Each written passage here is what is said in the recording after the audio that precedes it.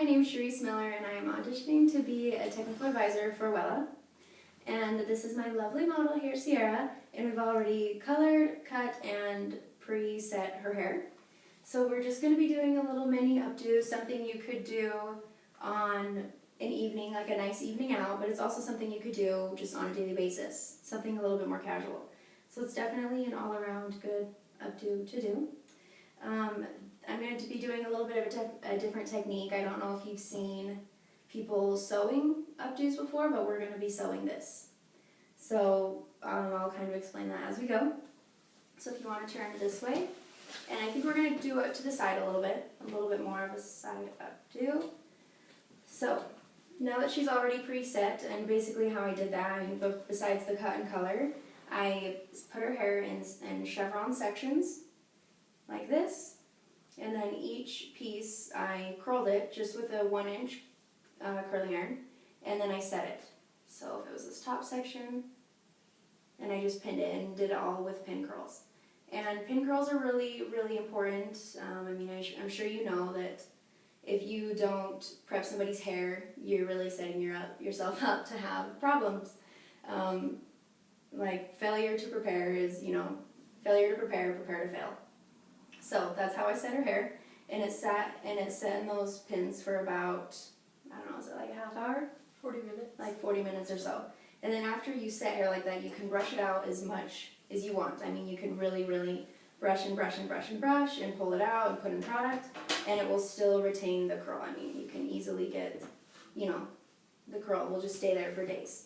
Even somebody whose hair does not curl well, and they say it doesn't hold curl at all, you can for sure get it to hold curl this way. So back over to the updo. I'm actually going to have you face forward. I'm debating what kind of part to give her, because that will need to be determined. And I think we could stick with the middle part, or maybe do a slightly off-center part. What do you guys think? Yeah. This way? Off-center. Okay. Okay. Face that way again for me.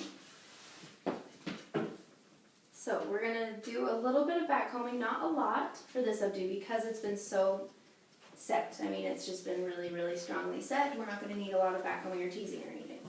We're going to do a little bit just to give her some height near the crown. Actually, I'm sorry, face forward again.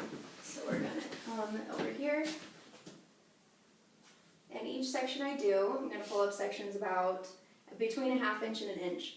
And every section I do, you want to make sure they are all exactly the same as far as the back combing. So, 1, 2, 3, 4, 5, 6, 7, 8. We're going to do about 8 back combs from about the mid shaft to the root. And you want them all to be the same. You always want to do, if you start with 8 back combs on the first section, you want to do 8 on every section after that. 5, 6, 7, 8. And these ones you can do the back combs from root to end, but these are just going root to mid shaft. I don't want to mess with her curl and everything we have going on. So, it's going to be like this. And normally you can hairspray it a little bit if you want. I'm going to leave hers, I'm just going to leave it nice and soft for her. You're going to take the back side of a comb and comb out this top section right here to make it look nice and sleek and smooth, but you still have that height and volume in there. So we're going to comb it out. And it's always good to put in a lot of extra volume because you can always take it out. It's a lot harder to add volume once you are in the middle of your updo, but it's a lot easier to just take it out. So usually start with more.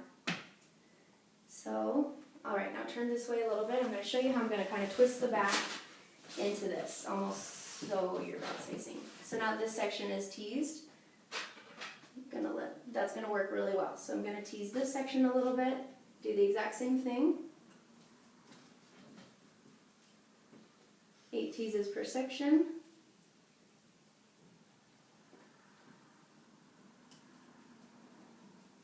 And one thing about back combing is a lot of people, I assume you guys know, I'm being hairstylist, but a lot of people think that back combing is really bad for your hair. But actually the truth is when you're in there, if you're putting in the comb going up and down like that, it is really rough on the hair. So the proper way to do it is to stick the comb in, push it down, and pull straight out. So this section, we're going to comb a little bit. So it's going to be nice and sleek and smooth, but still have that volume. And you can tell she has a really, really fun color going on, so it's going to make for a really fun updo. Okay, so now for the sewing, you're just going to take some thread. I believe you can use upholstery thread, or I don't remember what kind of thread this is called, but it comes in these little packages. And embroidery, thank you.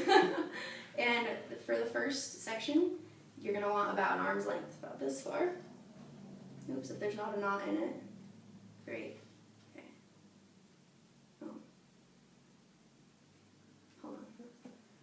Okay, we're just going to cut this section off and start afresh.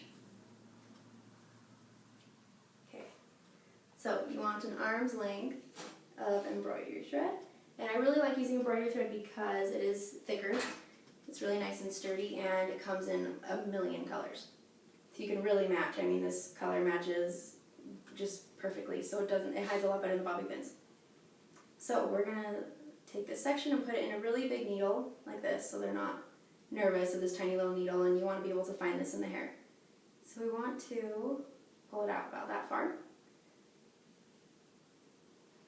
And it's nice if you have like something on, or like a towel or something, so you can stick the needle in while you're waiting. But I'm just going to set it on my tray here for now.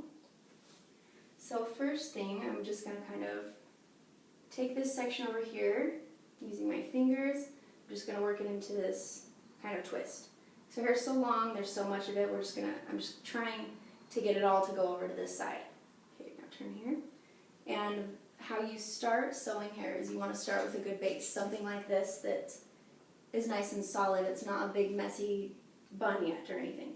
So we're just going to take it in right here, wrap it around, pull it out to about there, and we want to go around about 4 times. Also, I'm not sure if this is just embroidery thread, but a really nice thing about this thread is that you don't need to tie knots every place. So just going about 4 times.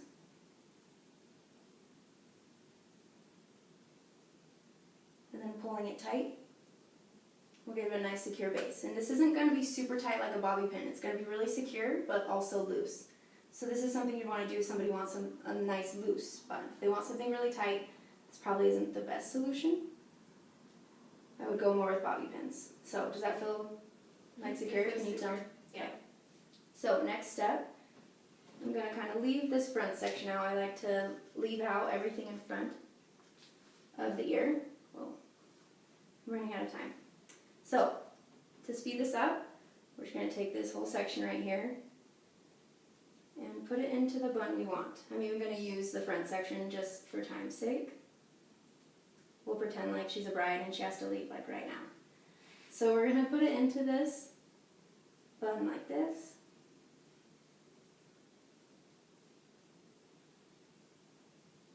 I'm kind of just wrapping it around, tucking it a little bit, and making a really nice design. And from here, we're going to kind of do the same thing. Go in and out. You want to do each section once or twice.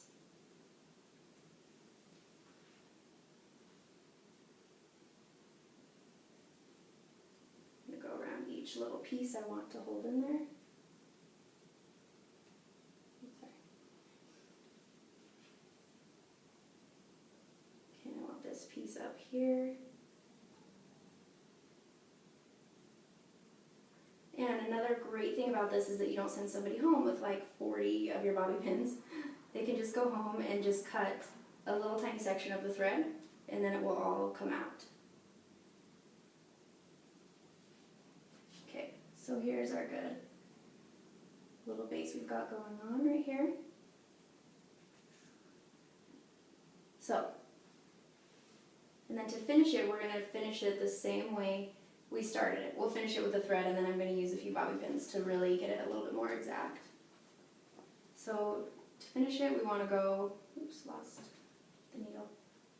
We want to go about 4 times in the last section. We don't need to tie any knots.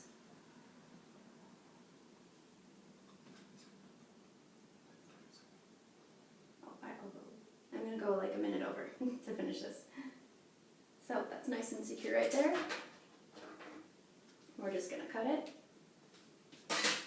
We're left with this awesome little loose bun. You want to face right here for me.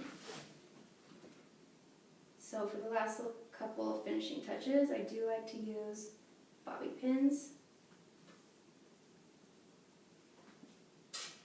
This way I'm only using a couple, not 30 or 40.